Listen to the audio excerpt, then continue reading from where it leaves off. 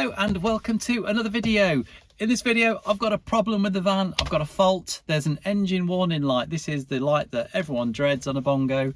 Could be something simple, it could be something more complicated. I just don't know yet, but I'm hoping it's this fairly common fault, which is, I think it's called the lambda sensor, and it's something that fits on the exhaust pipe and measures the oxygen level or something like that. I haven't got a clue, but yeah, apparently they're fairly easy to change if it's that, but I need to find out if it is that. So I need to plug in a reader. So under the steering wheel there's actually an OBD2 port, but for that I need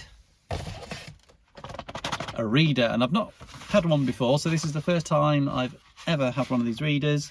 So just got it literally through the post a few minutes ago, so let's open it up and have a look. There, fascinating. Look at that, absolutely brilliant. Got a nice little unicorn thing there, which is perfect. There it is. So it's just a little reader. You plug it in and it'll tell you what's wrong with the van, hopefully. I don't know, I've never used one before. Look at that. Snazzy, isn't it? Yeah, so you plug that in and let's find out. So let's plug it in and see what it says. See what fault I've got. It probably says your Bongo's crap, mate, and you need to sell it. Right, let's find out.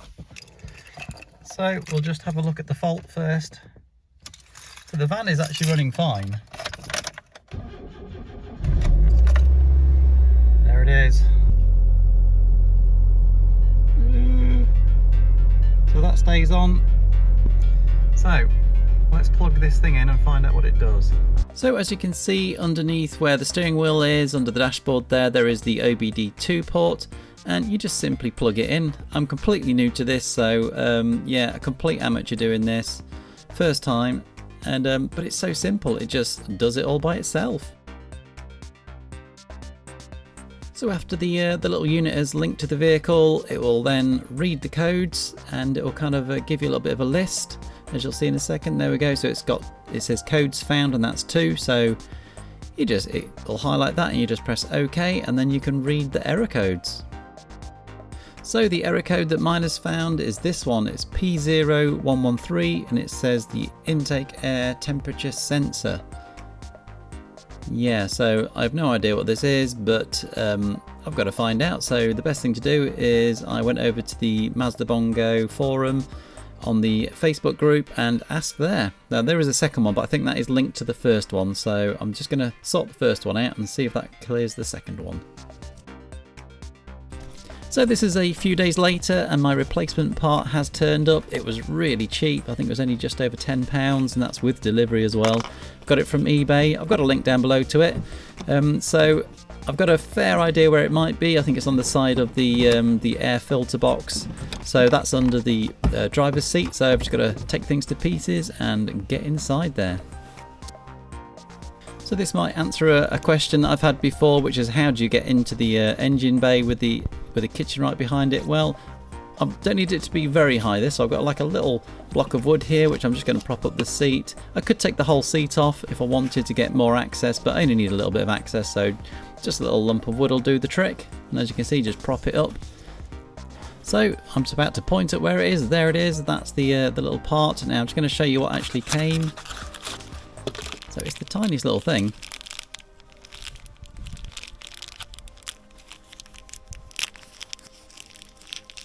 So that's the bit. Now as soon as I actually lifted up the seat, I could spot exactly where this thing is, and it's just got like a little connector on the end. It just goes into the side of the air filter box there. So I pull the connector off the old sensor, which is still in the air filter. Let's give that a quick check, and then I remove the old sensor. You just pull it out, it's really simple.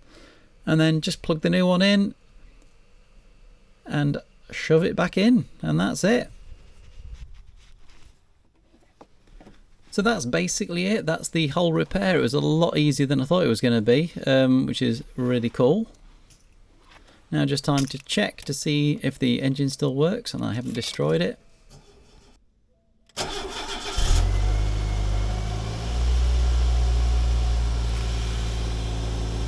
So the next thing I do is I have to clear the codes because the engine check light was still on, and I read that sometimes it goes off and sometimes you have to clear the codes. So I decided just to clear the codes and give it another go.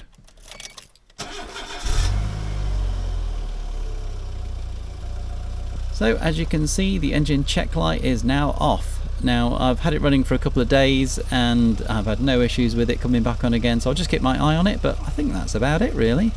So that's the fix done. It was pretty simple. It only cost, I think that part only cost about £10. I've put a link to it down below, but I think it's quite a rare fault. I went on to the forum on the Facebook group, and there was a guy on there, Jeff Mather, I think his name is, and he actually kind of sorted me out a little bit there because I was going to buy the wrong thing for like a coolant temperature sensor, but everyone agreed it's quite a rare fault, this one, so I'm not sure how useful that'll be. But I think the main thing I've taken away from that is was buying one of these readers, the OBD2 reader. And this proved invaluable, because if I was just going to go ahead and think it was that simple fault that I thought, or the most common fault that I thought from the beginning of the video, I would have wasted my money, probably wasted about £50–60.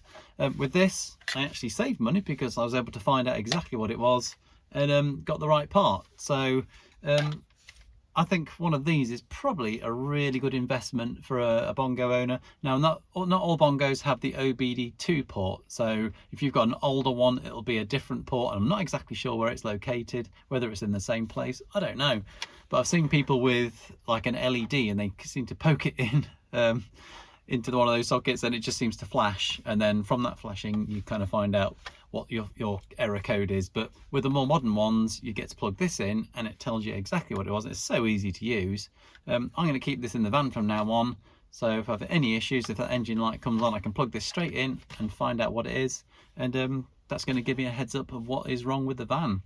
So I highly recommend getting one of these. So I mean, I think this one was £16. Again, I'll link it in the description for this one, and this seemed to work brilliantly. Yeah, so that's that done really.